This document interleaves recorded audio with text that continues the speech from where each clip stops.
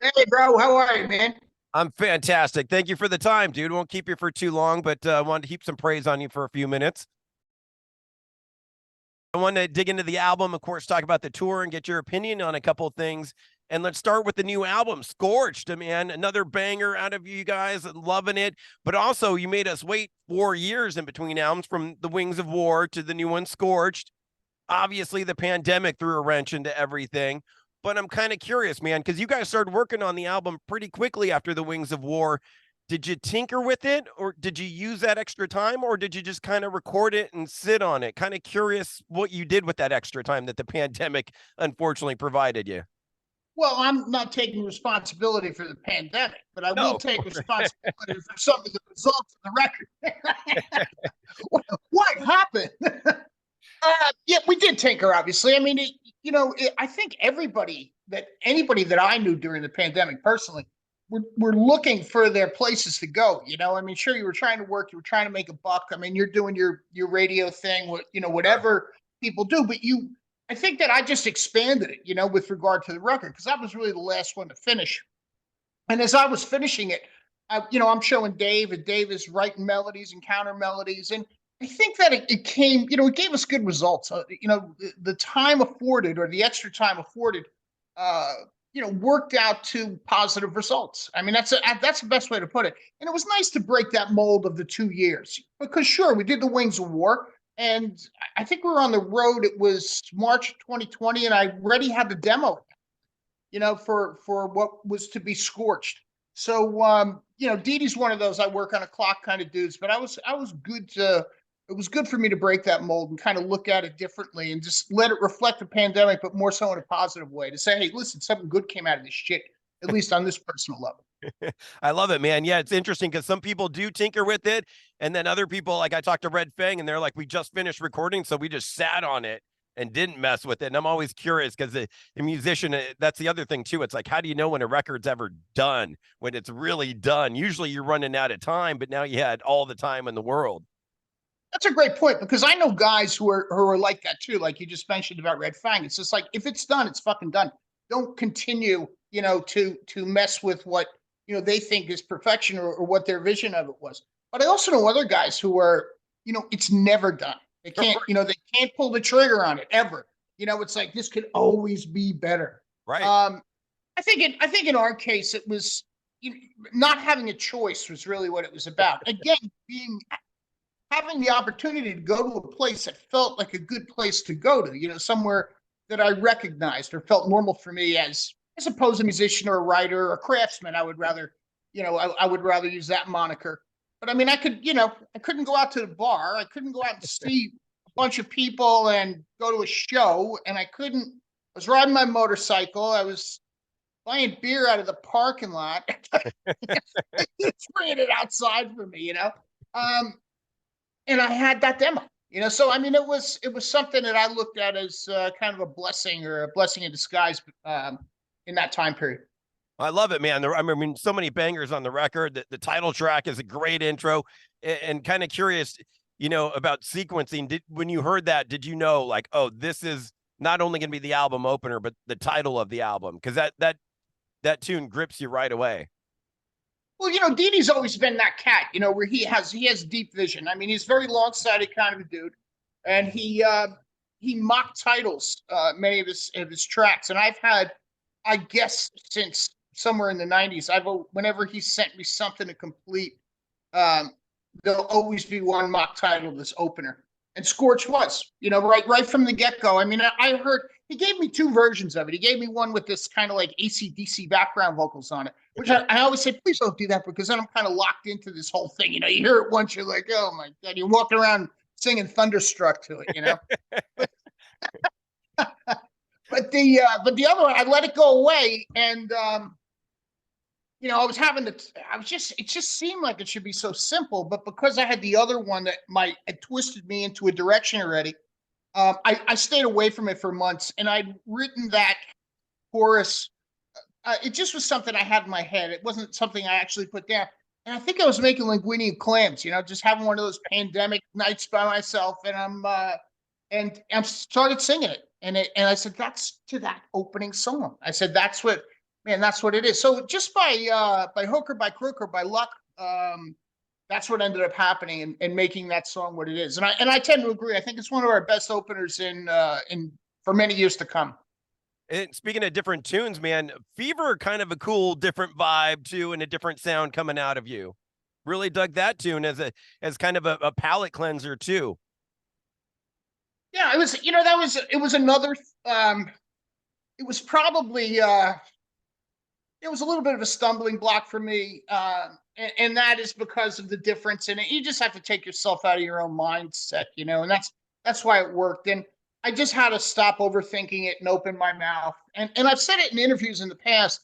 One of the cool things was I was listening to Ozzy, and I think it was Over the Mountain. And it was around the house. It's just me, and I sing to anything that comes on. It's just me. The house has got big high ceilings. It sounds like you're singing in a church, And I was singing that, and I said, "Fuck, there it is." It's not about overthinking it. It's like what this dude does. He thinks it. He opens his mouth, and it sounds great the way he opens his mouth. And so I suppose I channeled some kind of inner Ozzy in there, as having fun with it. But it was overthinking. It was not the solution to finishing the song. It was just doing it. And I think that's probably what gives it that kind of natural feel, that it doesn't seem like it's forced. Yeah, that's the other interesting too, talking about tinkering at the beginning, but a lot of musicians say that it comes to them in 5 minutes, and the first take in that first 5 minutes is the best version, and that ends up usually being the big songs. Isn't that a great point? I mean, it's just kind of like, I've done this thing for years where the first thing that comes to me, I say, okay, I won't get rid of it. I'll just save it. But then I go around this big circle, and I come right back to that first thing, So I just said, boy, I would have saved myself a lot of time. But then what would I have done, Bittner always slays, but I feel like he took his vitamins on this album and maybe hit the drums a little bit harder. And certainly his second album with you guys probably opened up a little bit more too, with him being on the second album for you. Well, I got to tell you something. I sat here when you came on, I was like, oh my God, he's got his Bittner look on. People have had to say that to you before, right?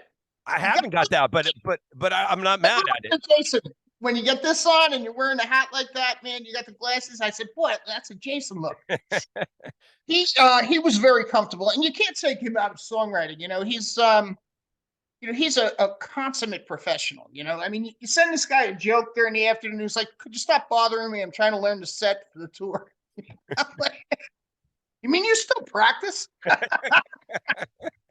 But he's really the MVP on it, because it's a diverse record, and I think that diversity needs to shine through from the first step. And the first step is the drums. It's the 4 count into the song.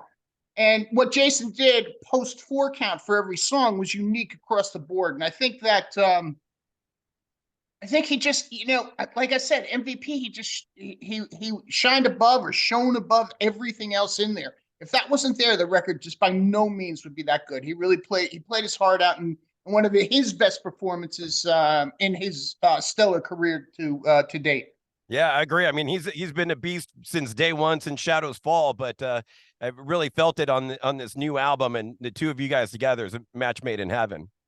It's funny. It's funny because, I mean, for all of my, people think that, a singer, in many cases, will write to a guitar, and that's true. But some, including myself, write to the beat.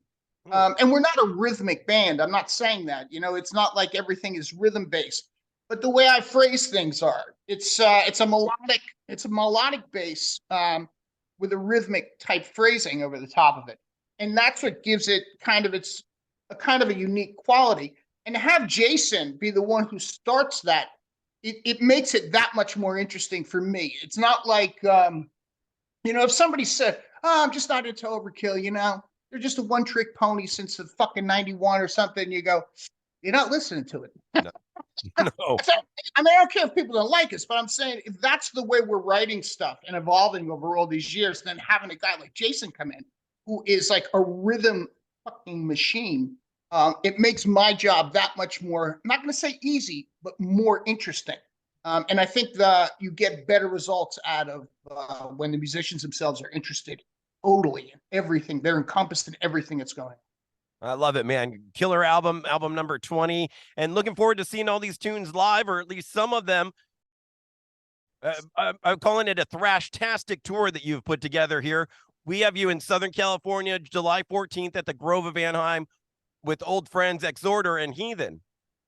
What a great, what a great venue that is, and what a great package. It's a great underground package. This is not this is not about anything except doing it in the underground and doing it well.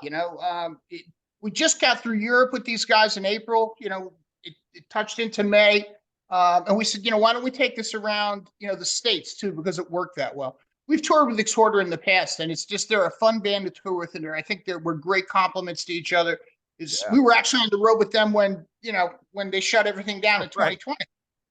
But the good thing about this is that we all work together well. It's a great presentation. It's 3 bands you'll really want to see. We'll get an opener to come on and do something to entertain those who come that early. But I think those 3 bands are always worth seeing, and it's I'm really looking forward to it. It's not over yet. I mean, that's the great thing about this. This many years later, I think it's 43 years or something. I know Dee. I mean, it's not over yet, which is kind of nice. So, and it's not like, kicking a dead horse. And I think the results there are in a record like Scorched, that we're talking about. It's not a dead horse. It's got, it's got a lot of life to it. It's got a lot of, it's based in the 80s, but it's got a fresh coat of paint on it that gives it 2023 simultaneously. But that must be the hardest part now. I mean, 20 albums deep. How the hell do you put together a set list? Because you got so many classics that you have to play. And then, of course, you want to work in some new ones. How do you do that? You throw a paint against the wall? How does that set list work out?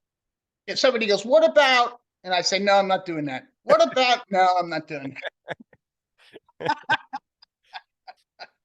43 years and still a pain in the ass. There is... I don't know. I mean, you got to do some of the classic ones. Classic Kill. Rotten to the Core, I think, has been in the set since the early days. I think that we were playing that before we were signed, with Bobby Gustafson back in when we had an EP out. Geez, I mean, I hear that in my sleep, but Elimination's always in there. So it's kind of that classic Kill kind of stuff. There's some stuff from the newer days that have fallen into that. I think the song called Electric Rattlesnake.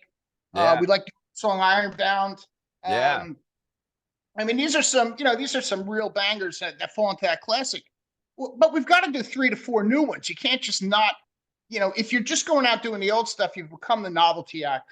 So we have to present the new stuff. So for sure, you're going to hear The Surgeon, Scorched, and Wicked Place. We've also learned Twist of the Wick. When we get down into rehearsals and stuff, we'll make a decision on which ones are staying, if all. But there'll be at least 3, possibly 4. And then we try to mix it up with shit that we haven't played in a long time, my feeling is that there's a whole bunch of stuff that feels like we've never done it. So it's always kind of fun to throw in something, something from the old days that had, super impact, like a song like Necroshine might be in the set, or Horoscope, something like that. Ooh, killer. But it is tough to pick the set. You're 100% correct. Well, I'm looking forward to the show, man. I wanted to hit you with a couple other things real quick here. BPMD. It was a great album and project that you did, and the American-made 70s cover album. And kind of curious, was that a one and done, or is there more meat on that bone? We've always talked about doing it. I mean, the whole thing is just it's kind of the it's kind of the 4 buddies kind of a situation. I mean, it all stemmed or was born out of Metal Allegiance, Mark Menge's involvement in that. He was really the guy who ran that. And Mike Portnoy was there. Phil Demmel was one of the add-ons. I would come in and sing with them occasionally. So it was just that fun type of a thing. Is there more meat in the bone? Sure. I mean, it was supposed to. Wouldn't it be fun to do made in the UK? Wouldn't it be fun to do made in Germany? Wouldn't it be, that kind of a. So let's just say we've done more than talk about it. There's these guys. We've gotten together out in Pennsylvania at the drummer's place out there, where he's got his own studio, and we ate pizza, drank a few beers, and talked about really old 70s songs from different other parts of the world. So I think you'll see something again from them. Awesome. Looking forward to that. And talking about the new stuff, I wanted to hit the rewind button and go back to kind of the beginning. And normally I don't get into band names and anything, but obviously Overkill, reference to the Motorhead album and tune. And I don't know if I've ever heard you talk about your relationship with Lemmy. And especially being gone now a couple years, I always like to talk about the dead to keep them alive. But kind of curious, man, what was your relationship like with Lemmy?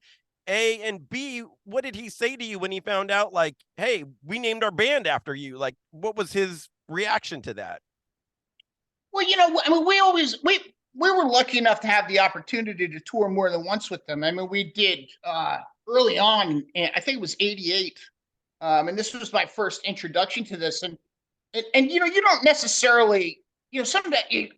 I was at the point where I had met some of the guys already that I liked when I was, like growing up as a kid, and a couple of times I was disappointed. Like I say, you know what I mean? I mean, I'm not saying that they're bad people. I was like, well, I guess they're not as excited as me. I get it. But sometimes you don't want to meet them. And we met him in '88. It was Slayer, Motorhead, and Overkill. So it was a great lineup. And it was exactly the opposite. It was like, how great are these fucking dudes? And how great is this guy? And all the years that followed that '88 tour, we'd run into him at Wacken or a European festival. He'd always remember us by first names, always a gentleman, always invite you in his dressing room to have a beer, talk old times, talk new times, what's going on. And then we toured again with them in 2007. Did about 12 German shows with them. So I'm sitting in a dressing room. I've told this story before, but it's a good one. I'm sitting in a dressing room. My light guy comes in and goes, Lemmy wants to talk to you. I go down to the dressing room and he goes, well, you named your band, after one of my songs. I want you to come up and sing Overkill with me tonight. It's the last show of the tour. It's the last song in the set. I was over the moon, I mean, not everybody gets this opportunity. So obviously my relationship with this dude is good. I get back to the dressing room, and just to be sure, I read cheat notes of the first verse on each arm. So because we're doing a duet, I don't want to sing the second verse in the first spot. Well, I get up there, he goes, okay, I want to do this, but I want to do the choruses together, all right? So you come over to my mic on the choruses, but you sing over here on your own, but we're going to duet through the whole thing. And I keep glancing down at my arm, and he looks over at me, and he gets this big fucking smile and goes over to his mic and goes, he's got cheat notes. The name of his band is Overkill, and he's got cheat notes for this song. I'm embarrassed, man. My whole head is totally red. So I don't know what to do. So I dive into the audience. I get swallowed up by about, I don't know, 10,000 Motorhead bangers. And I can still see him leaning over the stage with his bass, mouthing the word cheat notes as I'm upside down in the crowd. So I suppose that story will let you know that my relationship was pretty good with him. I love that story and haven't heard it before. Thank you for sharing. That's awesome. Good to know he was a ball buster, to the end. For sure. And we do see Phil Campbell now when we're out on the road a lot. We did a show last summer with Phil and the Bastard Sons over in Europe, and they actually did a full Motorhead set, so it was really fun. Awesome, dude. Last thing I got for you. And we're one of those old school stations. We do mandatory Metallica every night at 10 p.m., which you're going to be a part of. And, I don't think it's a real thing, but if there was a degree in thrashology, I think you would have a PhD for sure. And lately for mandatory Metallica, I've been posing this question. Been in a little debate with a buddy of mine who sings in a band called Against the Sun, a guy named Brad West. We've been debating the better of the two Metallica albums. His pick is Ride the Lightning. My pick is Master of Puppets. How say you, Bobby? You have to first understand that the thing that changed everything, where all the rules were broken, was Kill 'Em All. I mean, others will say, hey, listen, that's not the best Metallica album. I get that, but all the rules were broken from that point. If I had to make a pick of those two, I would say Master of Puppets, because I think that they had come into their own at that point. And the excitement level can only go so far before you have to be great songwriters. And I think by the time they got to Master of Puppets, they became great songwriters. They actually added us on the MetLife New Jersey show. Oh, We're gonna cool. play outside the. We're gonna play outside the arena at the main gate. They're putting up like a theater stage there as people are coming in, and they're doing those takeovers where it's 2 nights. It's a Yeah. Friday and a Sunday. Right. They have stuff in between, a day off on Saturday and stuff in between. But Prong is doing the Friday night. We're doing the Sunday night on the way in. So I Nice. guess it's kind of cool still after all these years to still be connected to those guys. I always remember, people telling me, oh, it's the greatest, that whole sound that came out of the Bay Area. It's just unbelievable, that scene. And I'll always say this, I said, it may be true, but they had to travel 3,000 fucking miles east to New Jersey to get signed. By the label that we were on. Yeah. Soon thereafter. Yeah, and rest in peace, Johnny Z. Yes, no doubt. No doubt. Beautiful. Thank you so much for the time, Bobby. Can't wait to see you out there at the Grove of Anaheim. All right, man. I'll both be out there. Thanks. Good talking, Mike. You too. Bye-bye. Later, bro.